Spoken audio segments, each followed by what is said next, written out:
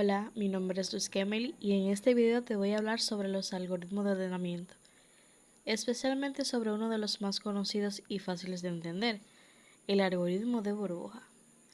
Los algoritmos de ordenamiento son herramientas fundamentales en la programación, ya que permiten organizar datos de manera eficiente, lo que hace que sea más fácil de buscarlos, analizarlos o utilizarlos dentro de un programa.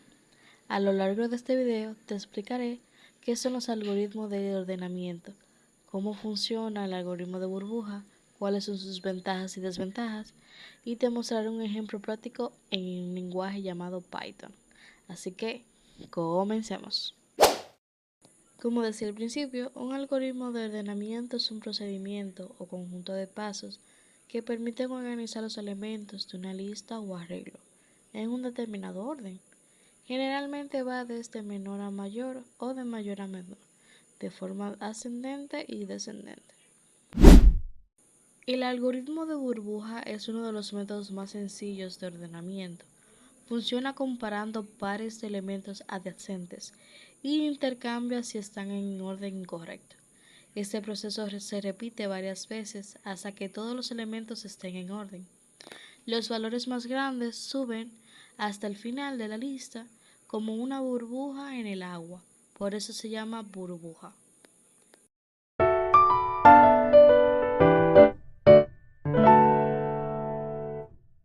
Comparar el primer elemento con el segundo.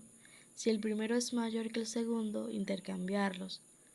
Pasa al siguiente par y se repite el proceso. Cuando llegues al final, el mayor elemento ya estará en su posición final. Repite el proceso con los demás elementos sin incluir el último ya ordenado. El algoritmo terminará cuando no haya más intercambios. Ahora conoceremos sus ventajas y desventajas. Una de las ventajas de este algoritmo es que es fácil de entender y programar, ideal para aprender lógica básica de ordenamiento, permite visualizar fácilmente cómo se van ordenando los elementos paso a paso. Sus desventajas son que es muy lento para listas grandes, tienen una complejidad, no es utilizado en programas reales que manejan grandes volúmenes de datos y realizan comparaciones innecesarias aun cuando la lista casi está ordenada. Ahora sí, pasemos al ejemplo práctico sobre este algoritmo de burbuja. El lenguaje que estaremos usando será Python. Nuestro código sobre algoritmo de burbuja. Empezamos creando una lista desordenada llamada números. Aquí guardaremos los valores que vamos a ordenar.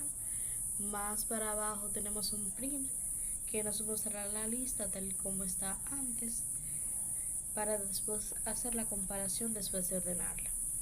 En nuestro primer bucle for nos controlará cuántas veces se repetirá el proceso para la comparación. Devolverá la cantidad de elementos de la lista, en este caso son 5 veces porque tenemos 5 números. Generará una secuencia tantas veces como el elemento se halla en la lista. Para nuestro segundo Google Form, este recorrerá lo que son los elementos para compararse en cada pasada, indicará si debe empezar desde el inicio y también el tamaño de la lista. Y evitará también volver a comparar los elementos que ya se están en su lugar al final. Para nuestra condición ocurre lo que es la comparación entre los elementos. Aquí se estará los elementos actuales y los elementos siguientes. Entonces, nuestra condición sería, si el elemento actual es mayor que el elemento siguiente, significa que está en orden incorrecto. Por eso se hace el intercambio. Por último, tenemos un print que nos mostrará lo que ya la lista ordenada después de todo este proceso. Aquí mostraremos cómo se va a ver ese proceso. Como podemos ver, nuestra lista original son los números que ya teníamos al principio. Y después de recorrer todo ese proceso de pasada en pasada, tenemos nuestra lista ordenada.